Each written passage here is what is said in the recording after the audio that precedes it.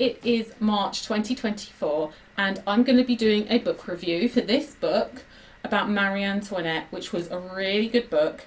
I definitely want to talk about it, but before that there's one thing I've just got to really quickly show you because it's just so exciting. Okay, so just give me 1 minute.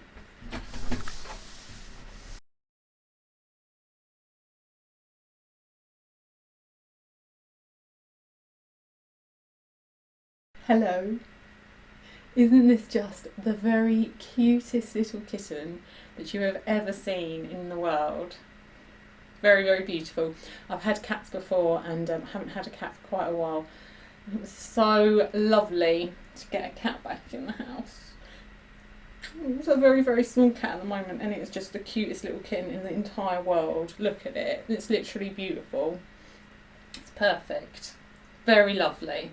And I knew that everybody would want to see it because it's just so gorgeous. It's so gorgeous. And it is so friendly and lovely, as well as being very cheeky and naughty, which obviously all kittens should be. Okay, right, I will get to the book review now. Okay, on to the book review. So the book I read was, I've only read one book over the last month, was Marie Antoinette, The Making of a French Queen by John Hardman.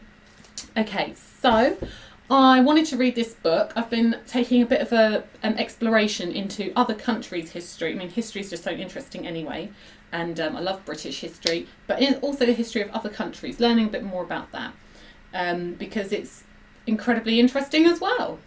There was a TV programme on, I think it was last year, it might have been the year before, about Marie Antoinette. It was a bit sensationalised as you'd expect things to be on TV. But it did really pique my interest and definitely made me want to make that push into finding out more about her life and the world that she lived in and what happened with the French Revolution and everything. So, Marie Antoinette was the queen in France and in the late 1700s when France eventually went through a massive revolution. She was Austrian, so she was from the Austrian Empire. This was supposed to be a bit of a mix of the French and Austrian Empire to try and bind them together and hopefully encourage peace. It wasn't exactly successful, and she was actually really resented for the fact that she had Austrian roots. Although the author of this book also points out that she was actually very French. She had a French father and she spoke French a lot, and to the point that her German became sort of rusty after such a long time of living in France. And she really did, especially as time went on, really see herself as a French queen, and obviously her children, her son was intended to be the French king, and she really felt that her commitment was to that. Louis the 16th also seems like a very interesting character, and their relationship was sort of unusual. They were both quite inexperienced and took a long time to build sort of a real friendship between them, but in the end it seems that they were very, very loyal to each other right up till the end. So if you don't know much about the French Revolution, they ended up killing a lot of their aristocracy and their king and queen. It was pretty brutal. And reading this book, actually, there was a lot in it. It was like seriously brutal. He did really well at, really bringing that to life and the whole danger of the situation that they were in and how frightening it was. So she was also very controversial. She was a very unpopular queen, pretty much throughout the whole time that she was queen. She was very unpopular. She was seen as Austrian, and she was seen as very sort of lavish and wasteful and extravagant, and in many ways she was those things, but she wasn't seen as in French, looking out for French interests, though that may have been sort of less grounded in fact. And he writes in this book about how when she was young she was very extravagant, and actually she was very unhappy originally when she was in France because her husband was not very loving. The previous king was still the king then, and he wasn't, didn't particularly help to welcome her. She also didn't help herself. She didn't really want to be there. She wasn't trying to make friends with people. So it wasn't a great start for her. And then when the French king died and she became queen with Louis the 16th, she sort of wanted to take petty revenge on people and sort of mark herself as a new queen by being very extravagant and making lots of bold choices, which just made her more unpopular. So as for the writing of the book was really well written. Things were really clearly laid out. There's obviously, with biographies, it's always difficult because there's so much information, and it's almost like, where are your boundaries? What are you going to focus on? This book was quite focused on the politics of the time, and especially as things moved on, and how Marie Antoinette even became involved in some of the politics. So it wasn't as much about this kind of court gossip and things like that, although there was some of that. But he seemed to cover a lot in the book and give you a lot of detail of how people tied together, and managed to keep it really clear. I really felt like I sort of understood, because it is always difficult with biographies. There's so many different people who can be included and who have and one person's connected to another person, and how their interactions with that person affect something else. So there is always a lot of that, and I felt like he navigated that really well. The French seem to have a lot of kind of like playground politics in their sort of aristocracy and royal family, and he sort of explained a lot of that and how that worked. So it was a really well written book, really easy to read. So just on about who Marie Antoinette was. So he says in this book, Hardman says, so Marie Antoinette was, at least on her father's side, as much French as anything.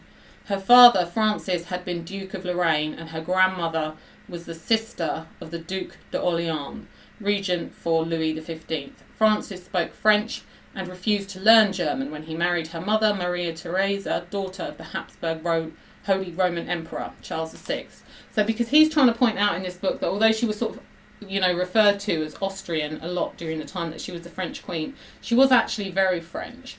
And particularly as time went on, more and more, she really had less and less commitment to her Austrian roots. Right. So there was a lot of information given. It was generally, understandable and everything like that. He made the complexities really as easy to follow as possible. He talks about Madame de Polignac and her influential circle, and I mean, there's just like so much there, and it felt like it could have gone even further into detail.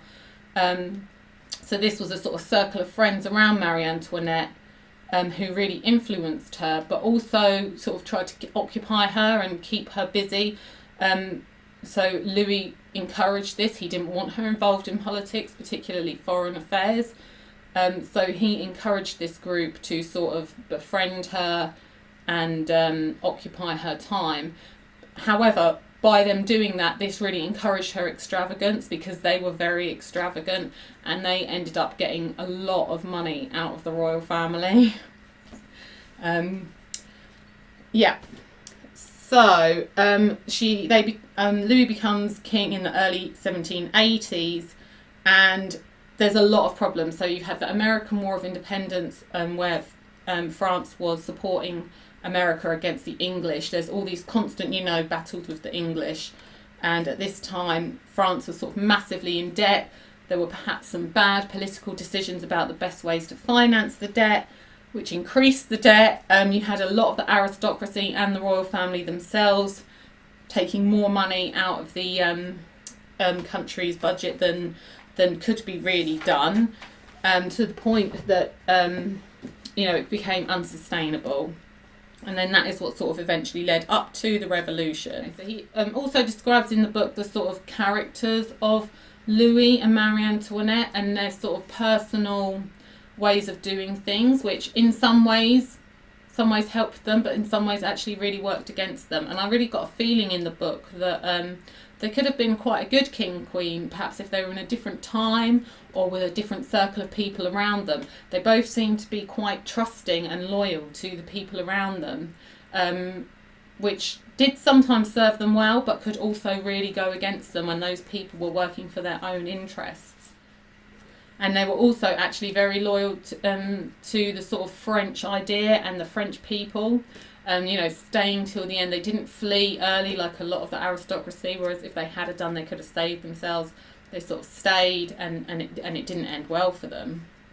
As the revolution is happening, the royal family really lose their status and the respect of people. A lot of the aristocracy have fled, and there's a lot of anger being directed towards the royal family. Eventually they do try to flee. It's unsuccessful. They're basically hunted and captured and recaptured and imprisoned. And they have a number of years where they're sort of basically held hostage in Paris. However, they were still involved in politics, particularly Marie Antoinette. So later on, she did actually become more involved in politics, but she probably wasn't as negative a force as maybe people have discredited her for. She did actually want to try and make something work, move to some kind of maybe constitutional monarchy, something like that, to just try and save some kind of life for them. She and Marie Antoinette did end up taking over a lot of the royal family's influence in politics, because by this point Louis was really, whether it was like some sort of breakdown or just a numbness, he was sort of going through the motions and really not fighting to actually achieve anything. He's sort of given up in a lot of ways. So Marie Antoinette was behind the scenes directing some of the decisions, and actually became quite a mediating force as the revolution sort of became more and more extreme. So the politicians who were involved at the beginning of the revolution would be sort of pushed out by the more extreme people, and then they would get sort of pushed out by the more extreme people. It was just becoming more and more more extreme revolution. And in the end, the king and then later the queen were both put on trial and executed. Hardman gave a really good description of the trials and the sort of lead up to the execution. It was all very well written, and it was like you could really feel the emotion of the situation. So yeah, it was really good. I really enjoyed the book. I felt like I learned a lot about France at that time and the French royal family, but it has actually really given me a taste to want to learn more, because it was so interesting and it really held my attention throughout. And there were also some pictures. I love pictures. They just give you a bit more environment around around what you're reading. So yeah, there was a few pictures in there which were really great to look at and refer to as I was reading through the book. All in all, I really enjoyed it as a description of that time and that woman. I really enjoyed it. It could have focused a little less on some of the intricacies of the politics, but yeah, I really enjoyed it. Okay, so the book I'm reading now is this one. It's Kafka on the Shore by Haruki Murakami, which I might be pronouncing wrong. And I'm over halfway through that book, so I'll be ready to do a review for that next month. Okay, thank you.